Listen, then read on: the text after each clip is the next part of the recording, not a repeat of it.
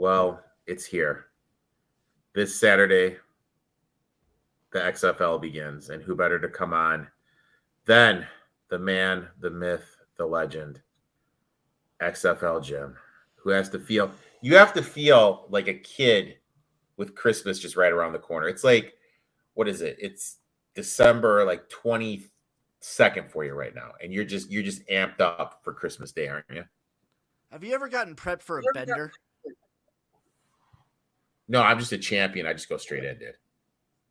So this is like getting prepped for a bender, where I'm taking all of my vitamins, I'm getting hydrated, because I'm going all in on the XFL. I will be drunk off of this league, uh, basically from this weekend until the CFL finishes in November. I'm just going to be drunk off my ass on football. Is there going to be a situation where we're going to let you do a live stream where the stream for 4 hours is you just sleeping? Memorial Day is coming up, and that's a tradition where I do something stupid for Memorial Day for stream. 2 years ago, it was I ate as many hot dogs as I could in a day. Last year, I tried as many beers as I could. I didn't pace myself and passed out. I don't know what this year's going to be, but there'll be something stupid on Memorial Day. How about you? How many pecan waffles you can eat? How about you do that? I don't like pecans. I like a good chocolate chip waffles. Okay, well, that's Just on the list. just something like that, dude. Just How many glasses of water can I drink? yeah, something like that. Just something little, something chill. So we're here to talk some XFL. Obviously, for those who don't know, Jim and I go on Jim's show Spring Fever. It comes out every single Wednesday. We are live about 8:30 in God's time zone. That's the Central Time Zone. We're going to be going through these games more in depth, talk about the news in the USFL, news in the CFL, may have some players come on and talk about their experiences there. But here for this podcast, we are going to be talking about week one. And kicking off is going to be the Vegas Vipers against the Arlington Renegades. Now, during our preseason previews that were on Spring Fever, we were both pretty high on this Renegades school team. Has anything changed, or are we still high going into this game? Still high going into it. I like the coaching staff for the Renegades. They have a lot of 2020 XFL experience, and they're familiar with the rules set. I like the Hayes brothers. I like Kyle Sloter at the quarterback position. People will know from listening to me, one thing I value a lot, especially in these leagues, is other spring league experience. Kyle Sloter has it, and he has the connection with tight end Sal Cannella. The running back room for the Renegades is strong. The offensive line is maybe the second best offensive line in the league. I am very high on this Renegades team going into the season. I think the connection that the quarterback and the tight end are going to have for the Renegades is going to be very key at the beginning of the year, because you're going to have that relationship to build on. I absolutely love the Renegades here. I locked them in. We're looking at the lines for Bet Online. I locked into the Renegades at 2.5. They don't have any first half lines up. Where are you on the Renegades here as well? The over under is at 37. I'm on the Renegades minus the 2.5. I like the under 37 as well for the total game. Just like Eric said, I'm going to be betting every first half under as well once those lines are out. But yeah, I love the Renegades minus the 2.5.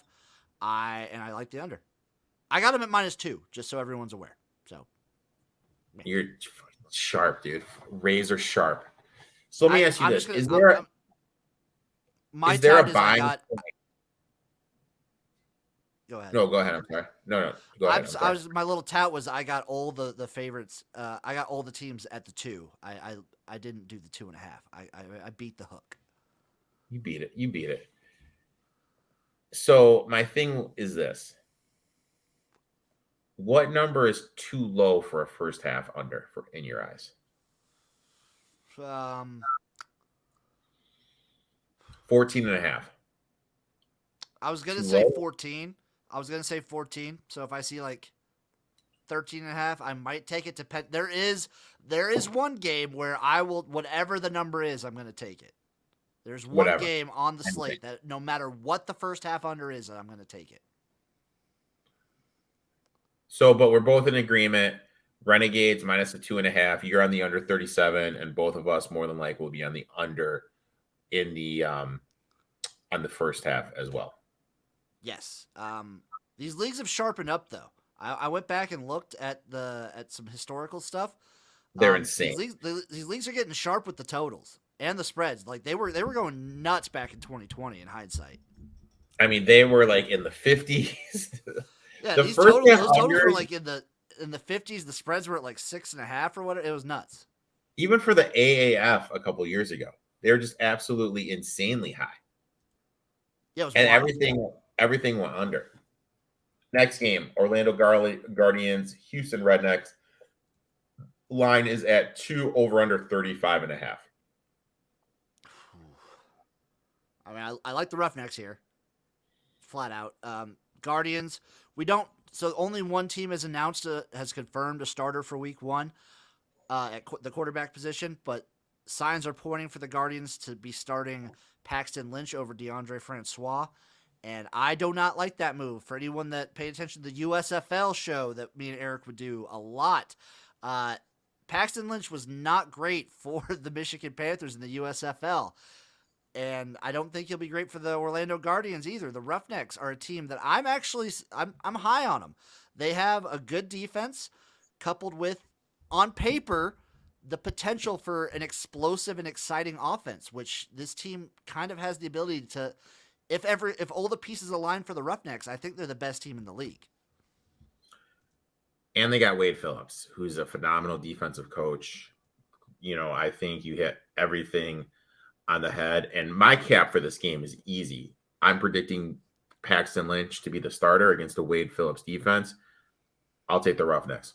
Boom. That's simple for me. Over under Paxton Lynch interceptions. 2.5. I'll hammer it.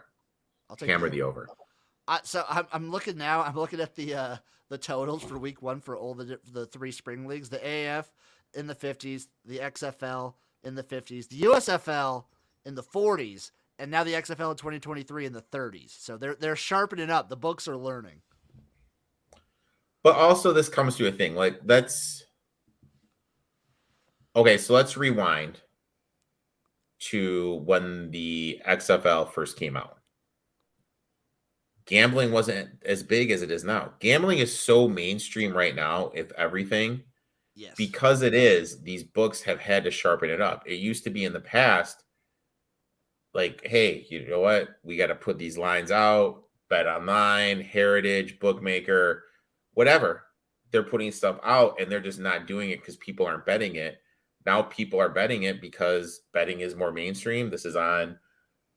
Oh, it's still on a major market there. It's just betting is just more mainstream, so they have to tighten up those lines a lot. Yeah, 2020 it was a novel thing that like they were posting the actual live Caesar line during the game, and now you see that all the time with like NBA, NHL, and NFL even. I feel that the XFL was ahead of the curve, embracing the gambling aspect of sports. They were ahead of the curve on a lot of things. And I really hope that continues moving forward. So we're both on the Rednecks minus the 2. We're both, you're going to be on the under 35.5, I assume. I'll still take that under. I don't love it. But I'm going to take it. If I'm going to bet, if I was to bet an over, this is mainly, I'm taking the under just because I don't like the Guardians. Mm-hmm. But there is a realistic scenario where the Roughnecks can just whomp them. Okay. I think the Roughnecks. I would take an adjusted thing of -7, -10 if that. I was gonna say I'd take the Roughnecks up to 10. So we're both in agreement there. This is the one I'd be a little bit worried about because my thought process is this: Paxton Lynch, his ability to make awful mistakes on the football field against a Wade Phillips defense could lead to some shortened fields for the Roughnecks. So this would be the one total for the first half that I'd be a little timid about. This would be the one I'd be timid about. I'm going in. You're going in? I'm going in. if we can find, I doubt we'll have it. I think a Paxton Lynch. If I can find a Paxton Lynch interception prop, I'm gonna be on that. Defensive touchdown prop, I'll invest in that. I think there's gonna be some opportunities if the books offer them to take advantage of this mismatch with Paxton Lynch versus the Roughnecks. Maybe play the Roughnecks in DFS. Play their DFS lineup. I like that. Yeah, I like play that a their lot. defense for DFS. Play their defense for DFS. Do a Kelly Sloter and Carmella stack. I like that. I like that. Next game. For me, these two games are insanely hard. Sunday, we're kicking off the Battlehawks at San Antonio Brahmas. Battlehawks are laying 2.5 on the road, over under of 37.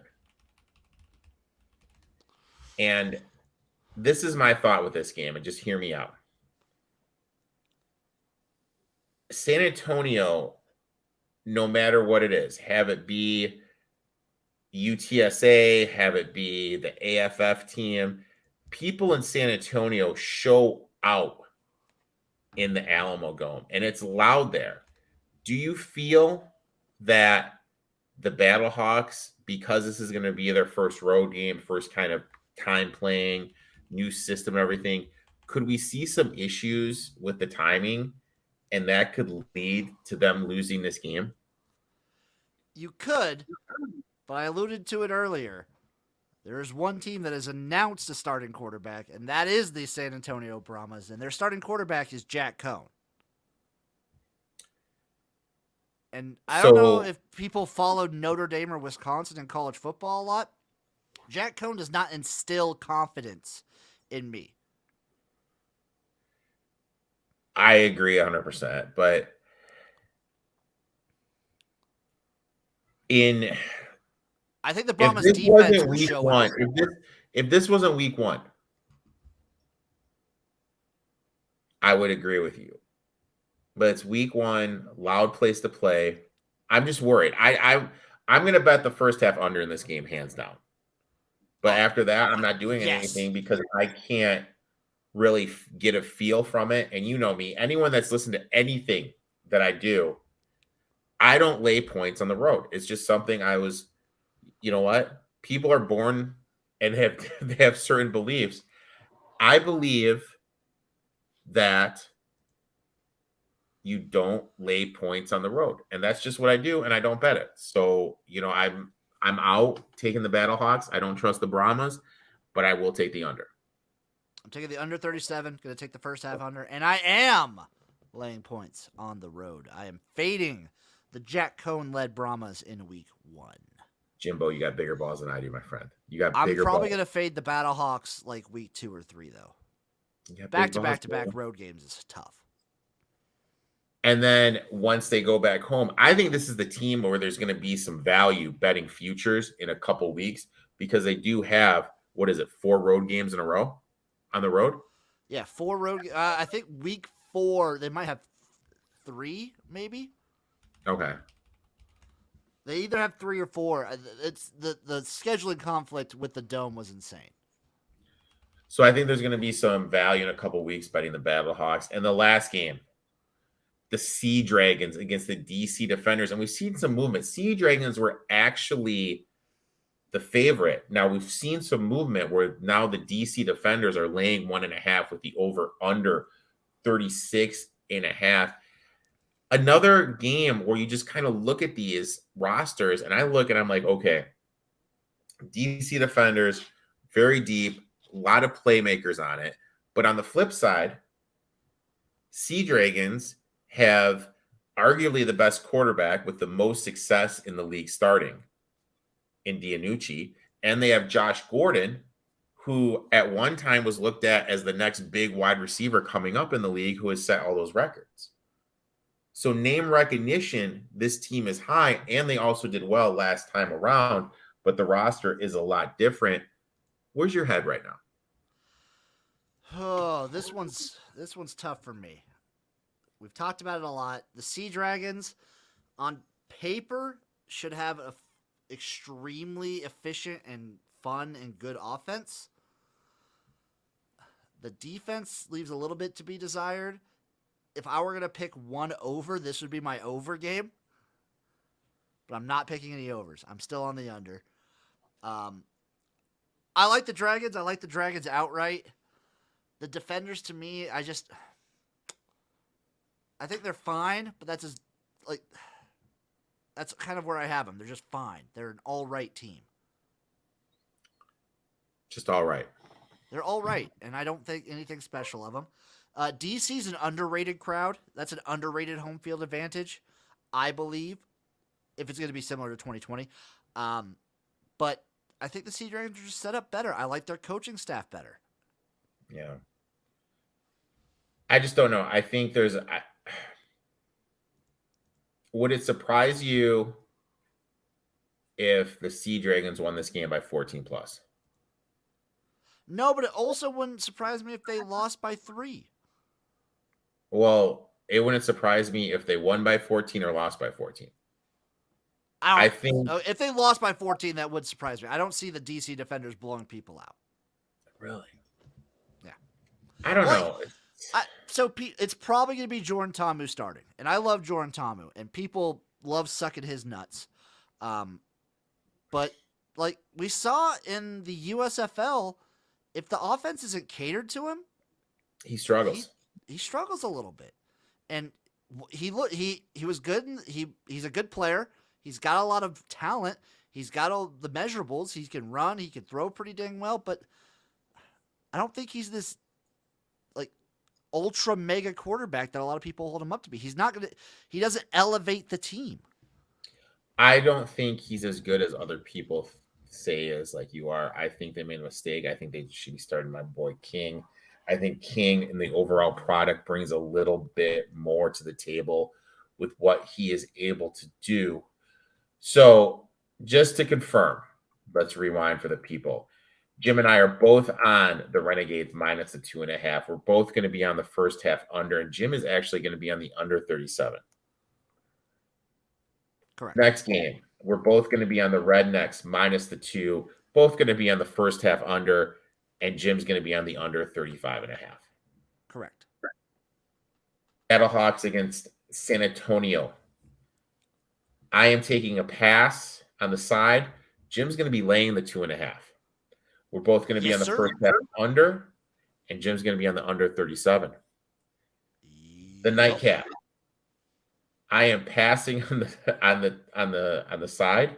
And Jim is going to be taking the Sea Dragon straight up. We're both going to be on the first half under, and Jim is going to take the under 36.5. That's a loaded card, dude. I'm dying on my principles here. Week 1, I just love taking unders. I don't care. I will die on this hill. If every game hits over, I will not care because I feel like I'm making the right decision regardless. Especially in the first game of a startup. You know, there's going to be a lot of timing issues. There's going to be timing issues, people. And the thing is there's so much stuff. And I have legal books. I have offshore books. I also use a runner, and sometimes I have to use a runner to get stuff down. You guys I don't want to hear the excuses. I don't want people sliding my DMs. Oh, I can't find the first half line. Bullshit. There's first line hat lines are going to be available come Friday. Put the effort in, get a book that has them, and sign up and do it because this is a good money-making opportunity. Jim, I'd like to thank you for coming on. Jim's going to be here every single week. He's coming back to the podcast. We had a little sabbatical. We have XFL, CFL, and USFL. So Jim's going to be a regular on this bad boy for a long time now. Damn right. And I'm really looking forward to that. Jim, why don't you tell everyone where they can find you on social media, my friend? You can find me everywhere at XFLJim, YouTube, Twitter, Facebook, Instagram, TikTok. I am all over that. Team previews coming. I do Spring Fever with Eric here, and then I also will be doing individual weekly week previews and week recaps. That I have my own little XFLJim twist on them. Now, also, Jim and Chase, they do the gymnasium Friday night, I believe. It's Sunday or Monday, whenever we feel like doing it, really. You have the Picks Porch, on Friday. Great show. Chime in. I've hopped in the chat room a couple times. Fun times. Shoot the shit with those guys. Those guys are just there giving out picks. Jim is a Japanese basketball savant.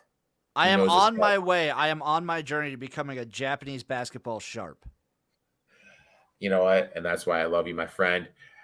And you know what? Give Jim a follow at XFLJim, and we'll talk next week, my friend.